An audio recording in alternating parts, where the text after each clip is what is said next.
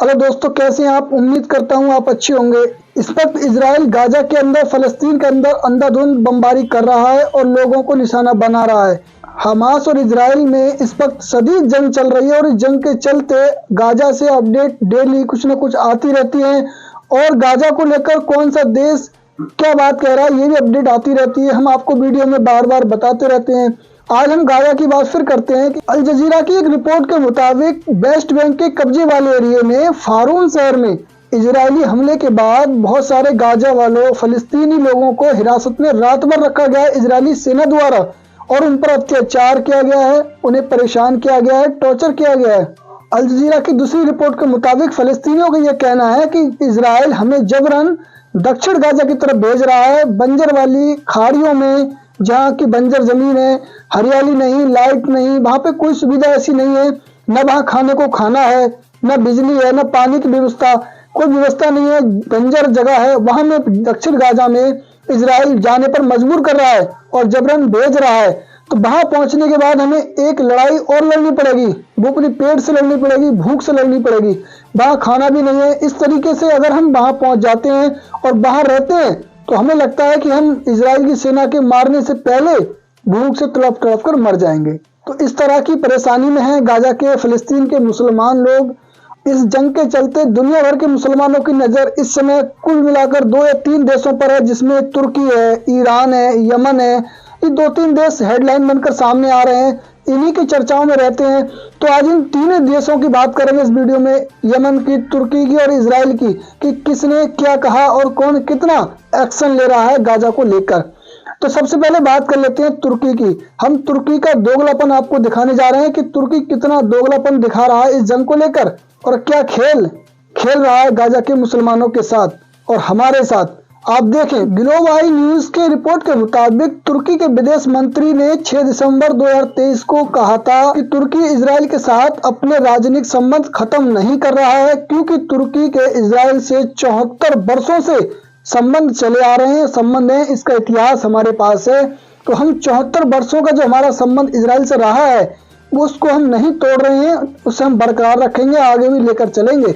वहीं फिर ग्लोब आई न्यूज की 7 तारीख यानी 7 दिसंबर 2023 को फिर एक रिपोर्ट आती है और उस रिपोर्ट में तुर्की का ये कहना है, तुर्की ने इजराइल को निशाना बनाया और कहा कि भारी बल को, सैनिक बल को लेकर हमास से, गाजा से मुकाबला करने के लिए बमबारी करने का इजराइल को भारी भुगतान करना पड़ेगा और भारी नुकसान उठाना पड़ सकता है।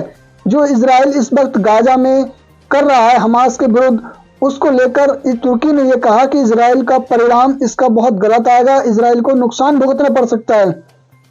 तो तुर्की ने एक दिन पहले उन्होंने कहा कि हम इजराइल के साथ हैं और 7 तारीख को जब बयान आता है तो उसमें तुर्की को धमकी देते हुए नजर आते हैं, तुर्की को सलाह दे रहे हैं और उसको डरा रहे हैं। लगता है कि गाजा के लोगों के लिए भलमनसाई कर रहे हैं। तुर्की इतना दोगलापन कर रहा है इस समय, वो चाह रहा है कि इजराइल से भी हमारे संबंध न टूटे और इजराइल के सामने भी हम खुलकर नहीं आए कि भाई तुम्हारे हम विरुद्ध में। और मुसलमान जो गाजा के मुसलमान है, दुनिया के मुसलमान है जो हम पर नजर रखते हैं, उन्हें भी हम ये महसूस करा दें कि भाई हम तुम्हारे साथ हैं और इजराइल को हम गलत कहते हैं, हम बयानबाजी कर रहे हैं। तो ये दोगलापन तुर्की इस वक्त दिखा रहा है हम सबको। आपके सामने मैंने रिपोर्ट रख दी है, आप देख लें।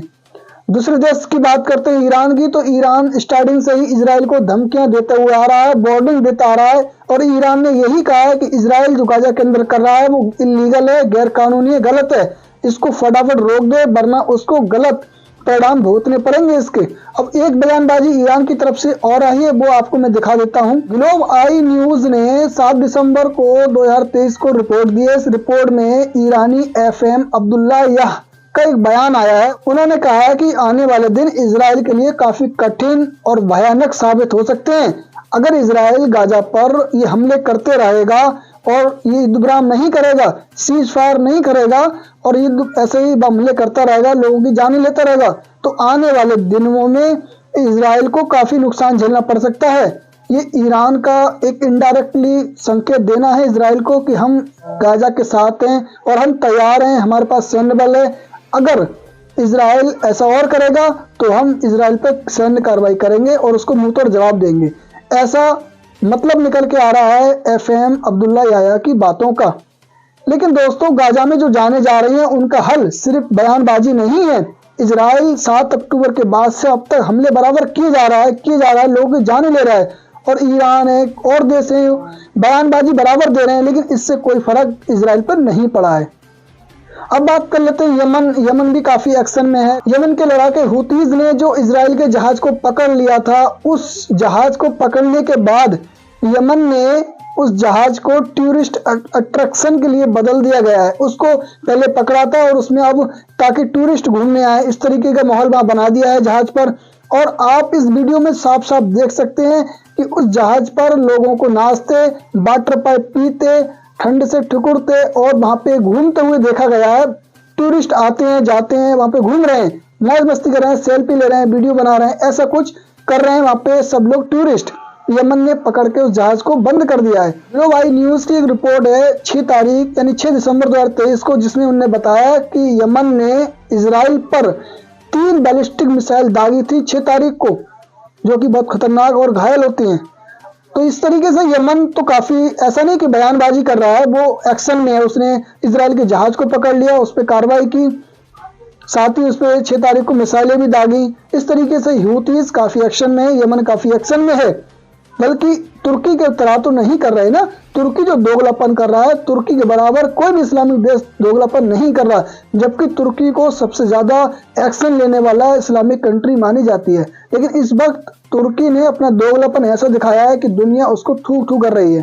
तो इन रिपोर्टों के मुताबिक इस तरीके के हालात हैं इस वक्त गाजा में। कुछ देश तो एक्शन ले रहे हैं और कुछ अपना दोगलापन दिखा रहे हैं। ग्लोबल न्यूज के मुताबिक 7 दिसंबर सुबह 8 बजे की एक रिपोर्ट है, जिसमें UN secretary general Antonio Guterres ने चार्टर द्वारा उन्हें दी गई शक्तियों में से एक का इस्तेमाल कर सुरक्षा परिषद से गाजा में युद्ध विराम की घोषणा करने के लिए आह्वान किया है।